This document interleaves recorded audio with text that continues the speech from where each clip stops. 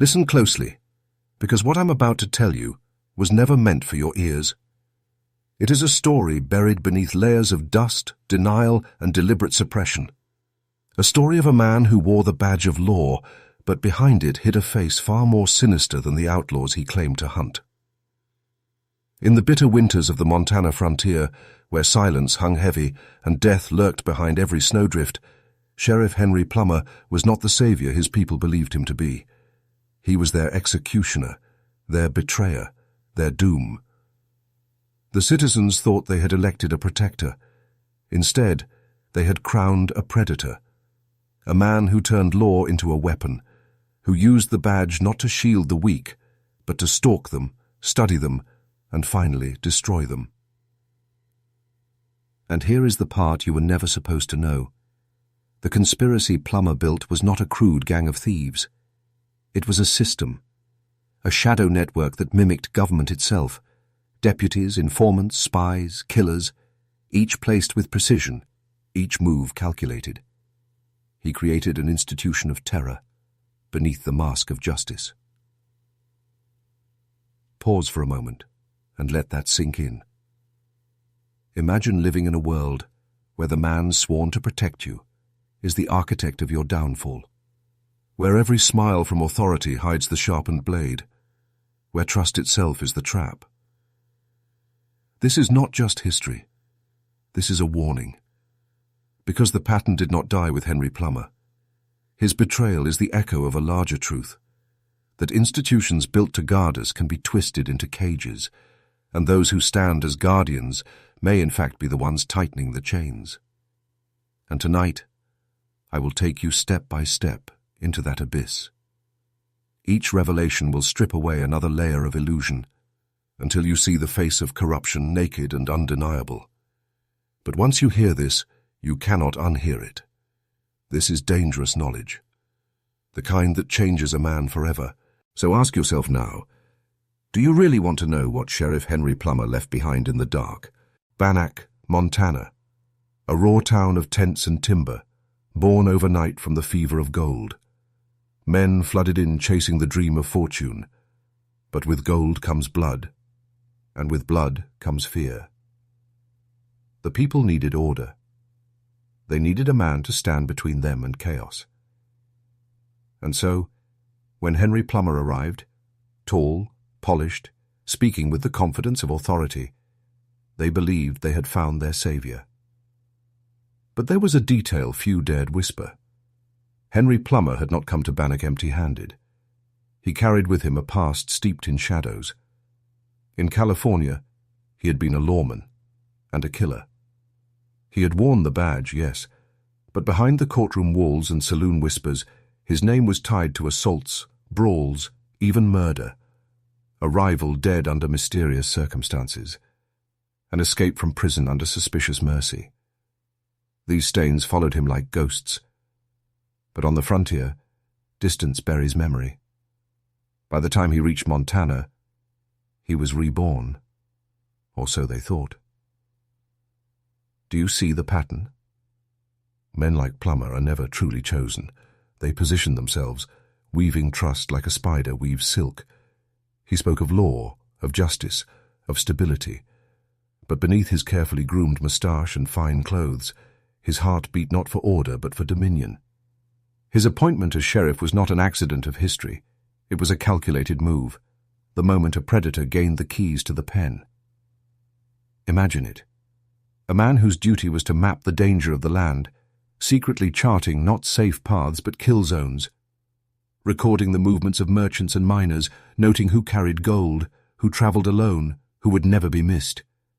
Every detail, every confession made in trust to their sheriff was an entry in his silent ledger of death.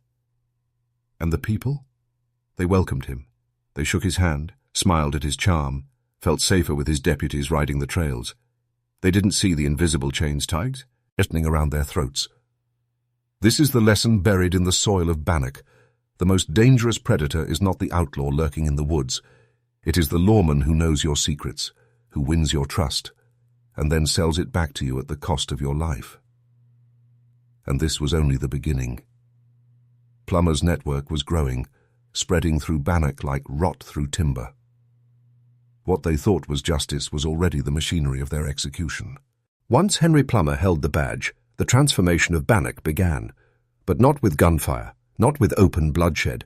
His genius was subtler, the creation of a system. You see, Plummer understood something most men never grasp. Raw violence can kill a body, but organized violence controls a society. The first step was recruitment. He didn't choose deputies for their honor. He chose them for their hunger. Men like Buck Stinson and Ned Ray, rough, desperate, loyal not to ideals but to opportunity. Plummer dressed them in the clothes of law, but beneath the badge, they were soldiers in his hidden war. Each one was bound to him not by oath to justice, but by a web of secrecy, favors, and fear. Soon, the sheriff's office itself became a mask. Citizens walked through its doors thinking they were safe, not realizing they were standing inside the lair of a gang. Behind the facade of law, Plummer's men catalogued travelers, charted gold shipments, and spread whispers that steered fortune-seekers into carefully chosen ambush points. The routes through Montana became arteries, and Plummer was the surgeon of death, deciding which veins would be cut and when. And here is where the darkness grows deeper. Plummer's network was not simply criminal. It was psychological. He designed it so that no man could ever be certain who to trust. Some of his deputies played the role of loyal protectors in daylight, only to ride by night as masked highwaymen. Informants sat in saloons, ears open, recording conversations of drunken miners, feeding intelligence to the gang. Even ordinary citizens were unknowingly drawn into his web, manipulated into passing information that would later spell another man's death. This was not chaos. It was order, inverted, corrupted, perfected. A hidden government, running parallel to the visible one. While Washington's distant officials imagined they had appeased, wintered a sheriff. What they had really done was anoint a king of shadows. Think of the psychological weight on Bannack's people. They prayed for protection, and the very system designed to shield them was the predator itself. That is the power of manipulation, when trust becomes the leash, and obedience leads you straight to the slaughterhouse. Understand this truth.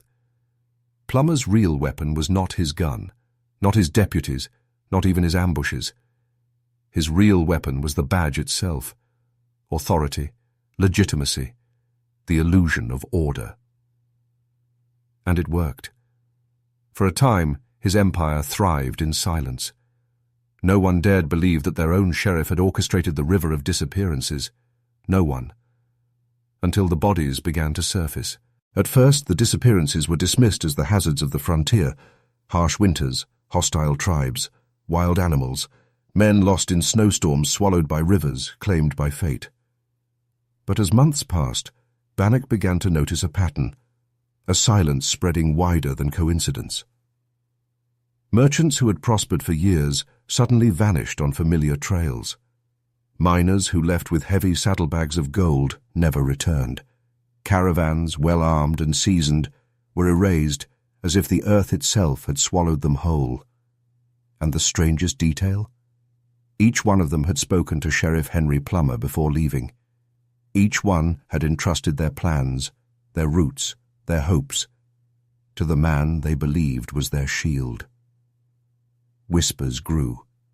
In the saloons, men spoke low, eyes darting to the corners. In the muddy streets, wives held their husbands' arms tighter, sensing a predator they could not name. The atmosphere in Bannack thickened, not with noise, but with unease. And here is the truth most feared. Fear itself is a form of control. Plummer didn't need to kill every man on the trail. He needed only to kill enough, in ways so mysterious, so total, that the rest would obey the shadow without ever seeing its face. That is the genius of psychological warfare. You create a silence so deep that men will police themselves. But what made it unbearable was the betrayal of symbols. The badge, once a sign of safety, now hung over the town like a cursed relic. Deputies rode the streets with polished spurs, their presence a comfort to some, but to the awakened few, their very silhouettes struck terror. Who were they really? Protectors or predators, waiting for nightfall? It was in this climate that the legend of the Innocents began to take root. Plummer's hidden brotherhood of killers, sworn not to justice, but to plunder. A name whispered with dread, as if speaking it aloud might mean. Argue next. Some claimed there were 20 men. Others swore it was 50. But the truth was worse. No one knew who belonged, and that uncertainty was itself the weapon. Bannack was no longer a mining town. It had become a stage. Every handshake, every casual word in the saloon might echo into your grave. And still, no one dared accuse the sheriff. Because who accuses the hand that wears the badge? Who points a finger at authority when that authority decides who lives and who vanishes? This is how darkness rules. Not through open conquest, but through invisible chains. Chains of silence. Chains of fear. But Bannack's silence was cracking. The missing men would not stay hidden forever. And when the truth began to bleed through, it shook the frontier like thunder in the mountains. The breaking point came not with rumor, but with evidence. Evidence too solid to bury, too grotesque to deny. It was the winter of 1863 when a search party stumbled upon the frozen remains of a merchant named Thomas Caldwell. He had left Bannack with gold dust, carefully wrapped in leather pouches, his route well known, because he had told Sheriff Plummer himself. Weeks later, Caldwell's body was discovered half buried in snow, his skull shattered, his possessions scattered, and his gold gone. The discovery was terrifying not for what it revealed, but for what it confirmed. Bannack's missing men were not victims of chance. They were prey, hunted with precision. Then came the whispers of something darker, a leather-bound ledger said to be hidden in Plummer's possession, recording not laws or fines but names, names of the disappeared, routes, times, amounts of gold. It was not the book of a sheriff. It was the kill book of a kingpin. Imagine the chill in the hearts of Bannack's citizens. To suspect betrayal is one thing. To see it written, catalogued, methodical, that is another. This was not chaos. This was administration. Bureaucracy turned into butchery. And yet, here lies the deeper horror. Even with the evidence mounting, no one dared speak aloud the name of the guilty. Why? Because to accuse Henry Plummer was to accuse the system itself. He was not a lone man. He was the law. His deputies, his office, his reach extended through every crack of Bannack's fragile order. To point the finger was to paint a target on your own back. So the silence held. The people swallowed their fear, bowed their heads, and pretended to believe in the law that was killing them. This is how corruption thrives. Not because men are blind, but because they are afraid to see. Do you understand? Plummer's true power was not the knife, nor the gun, nor even the ambush on the trail. It was the silence of those who knew and did nothing, the obedience of the terrified, the complicity of the decent. And that is the darkest truth of Bannack. The town was not only ruled by Plummer's gang, it was ruled by its own silence.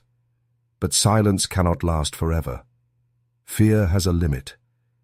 And when that limit is crossed, even the meek will rise, though often too late to stop the storm already unleashed.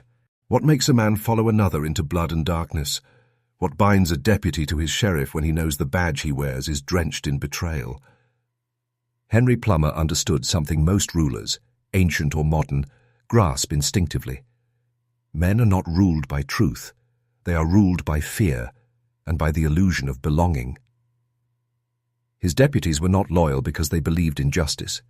They were loyal because they had been chosen. Plummer made them feel like part of something greater, an elite brotherhood, hidden in plain sight, wielding power the ordinary miner could never touch. He fed their pride, stroked their greed, and then sealed their silence with blood. Each man who rode with him was made complicit in murder. Once you spill blood for the network, you can never walk away. That is the unbreakable chain, guilt as shackles. And what of the citizens of Bannack? Their obedience was secured by a subtler chain, fear wrapped in trust. Plummer never ruled through open terror. No, he offered just enough safety, just enough stability, that speaking against him seemed not only dangerous, but insane. Who would believe you if you claimed the sheriff himself was a murderer? The very structure of authority protected him. This is the genius of institutional corruption. The system hides the predator. Men obey the symbol, the badge, the office, the law, even when the man inside it has already become the enemy. But Plummer's brilliance went deeper still. He cultivated confusion. Some deputies played honest by day, even saving lives, settling disputes, protecting travelers, only to ride by night as masked riders, stripping gold and leaving corpses in the snow. This duality shattered trust. Who was friend? Who was foe? No one could tell. And that uncertainty was the real weapon. Think carefully about this. This is not just the story of a frontier sheriff. It is a mirror. It reveals how power systems, ancient or modern, thrive not by brute force alone, but by psychological mastery, by dividing loyalty, by feeding fear, by ensuring every man is both victim and accomplice. This is why Plummer's empire lasted as long as it did. He didn't simply kill men. He rewrote the laws of loyalty. He rewired the minds of those beneath him. But every system of control has a breaking point. And when cracks appeared in Plummer's dark machine, the citizens of Bannack faced a choice: remain silent forever, or take justice into their own hands.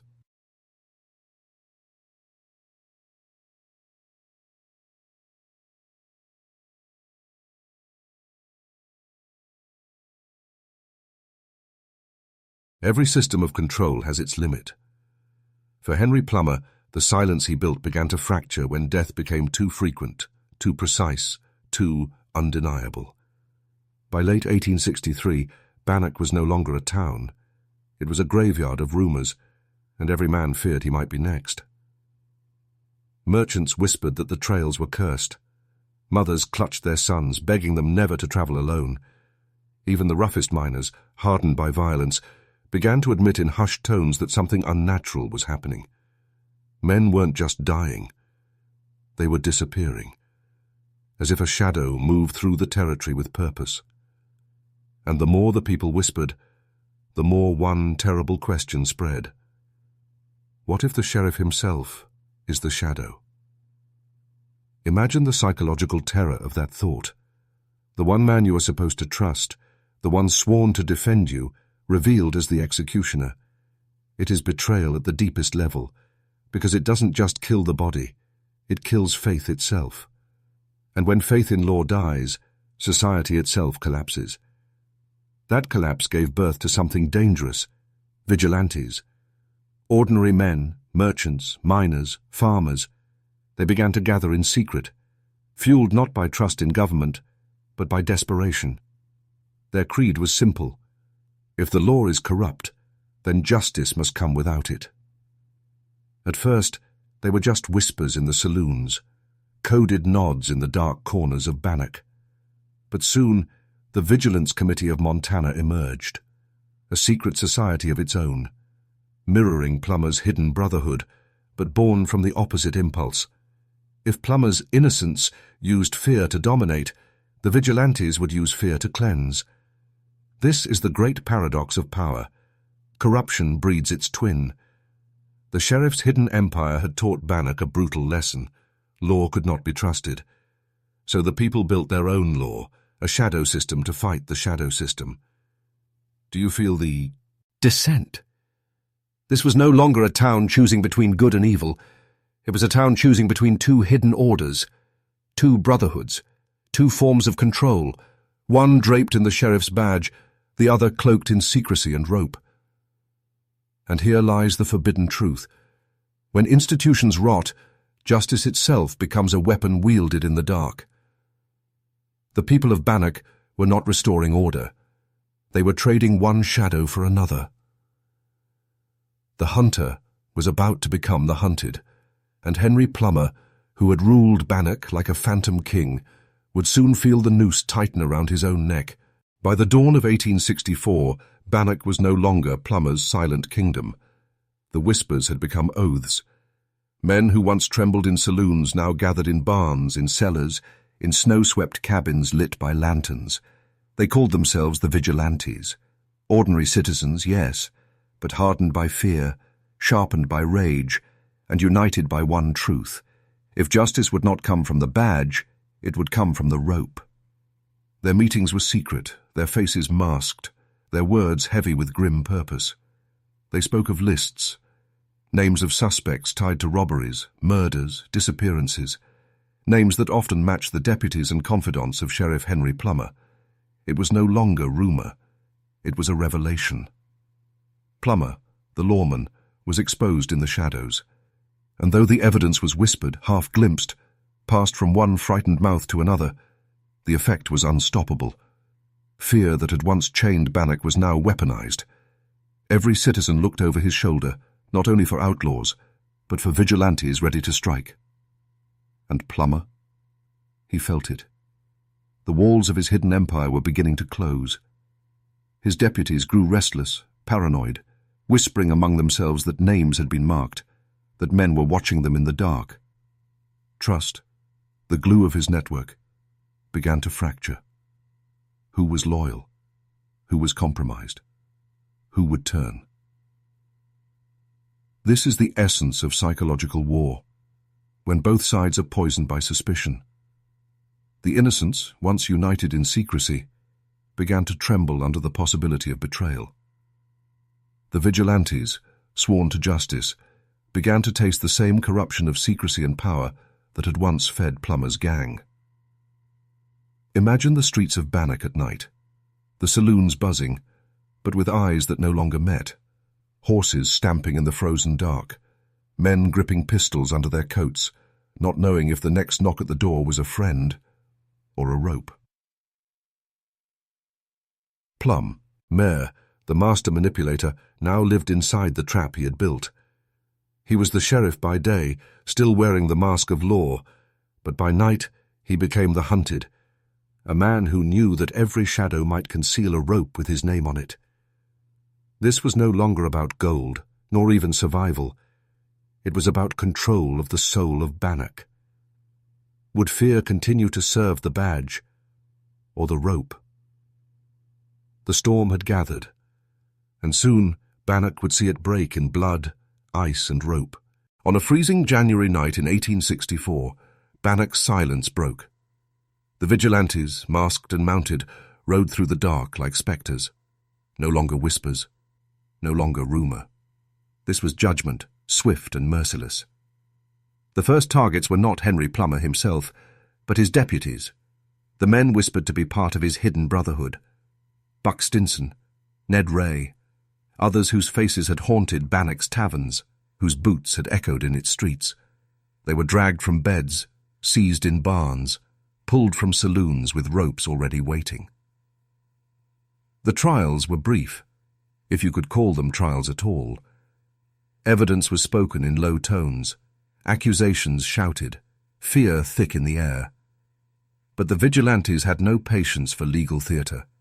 They had seen too many men vanish under the watch of the sheriff. The verdicts were foregone. Ropes swung from gallows beams, bodies twisted in the cold. The town that had once cowered now stood in grim silence, watching men who had worn badges hang like common criminals. Every creak of the rope was both justice and warning. The people cheered, and yet they trembled, for if deputies could be guilty, if the very guardians of the town could be hanged, then no man's innocence was safe. And somewhere in the shadows, Henry Plummer watched his empire unravel. His deputies, once loyal hounds, were now corpses swaying in the Montana wind. The walls were closing fast.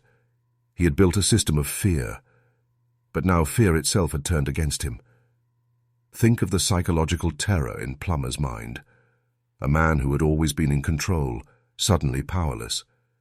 The sheriff, the symbol of authority, realizing that the badge on his chest no longer protected him, but marked him for death. The Vigilantes were not merely killing men, they were dismantling an illusion. Each hanging stripped away the mask of law and revealed the rotting face beneath, each executis. On was a declaration. Authority itself had been corrupted, and only the rope could purify it. And still the Vigilantes whispered his name.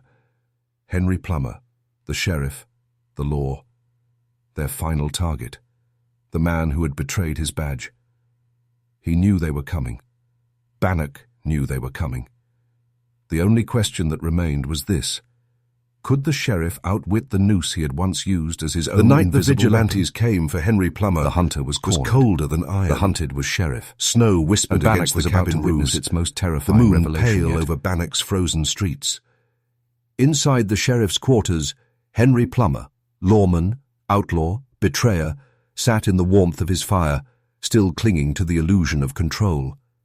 But outside, horses stamped, lanterns glowed, and the Vigilantes, masked and armed, closed in. When the knock came, it was not the knock of a citizen seeking help. It was the knock of judgment. Heavy. Final. The sheriff opened the door to find rifles leveled at his chest. For the first time, the lawman tasted what his victims had known for years, the helplessness of prey. They bound him quickly, the badge still pinned to his coat. And here is the detail that chills the soul. Even as the ropes tightened around his wrists, Plummer tried to weave his old spell. He spoke with the same commanding voice that had charmed Bannack, insisting he was innocent, that he had been betrayed, that he alone could restore order, if only given the chance. His eyes scanned the crowd, searching for weakness, for fear, for that crack of doubt he had always exploited. But the faces staring back at him were no longer citizens under his rule.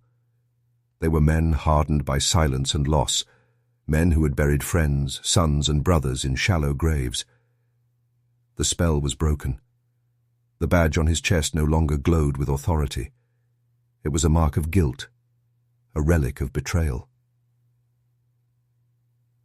Dragged through the snow, Plummer was paraded before the town he had deceived. The same streets where he once rode as sheriff now echoed with the jeers of those who had once trusted him. Imagine the shift in power. The predator forced into the role of spectacle. The untouchable sheriff now reduced to a symbol of corruption, chained and humiliated before the very people he once ruled. But here lies the deeper revelation, Eve, and in his downfall, Plummer was dangerous. His voice carried the venom of a man who knew how to manipulate. He pleaded, bargained, offered secrets. He claimed he could name every man in the innocents, that he alone could expose the full network of killers. Some men hesitated. What if he truly knew more? What if killing him buried the truth forever? Yet the Vigilantes had learned the lesson Bannack had paid for in blood. Never trust the man who wears a mask of law while hiding a dagger in his hand. The sheriff was in chains. But chains were not enough. Bannack demanded the noose.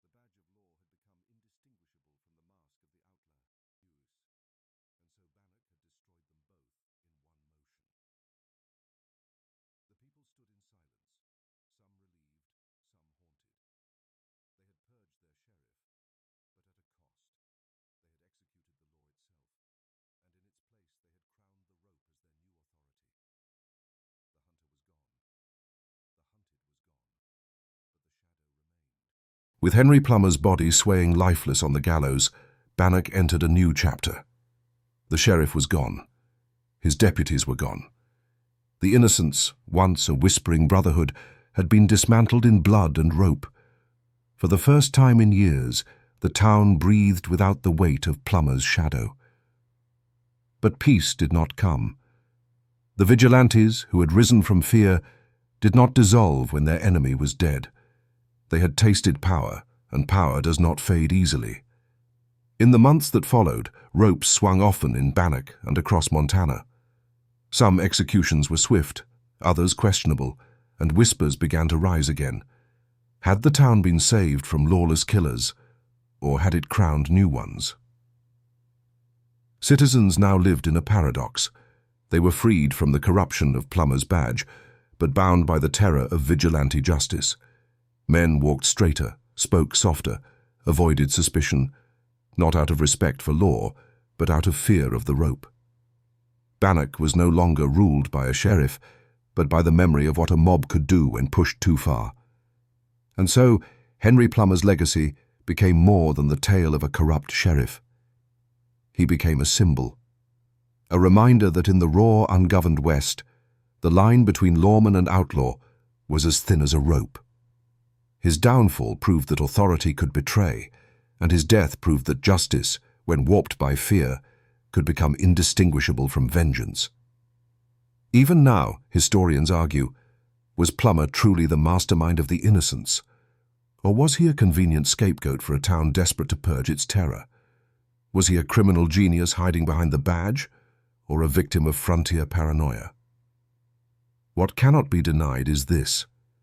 Bannack, Montana became a place where law was hanged beside its sheriff. And in the silence that followed, the West revealed its cruelest truth, that in a land without order, justice is always written in blood.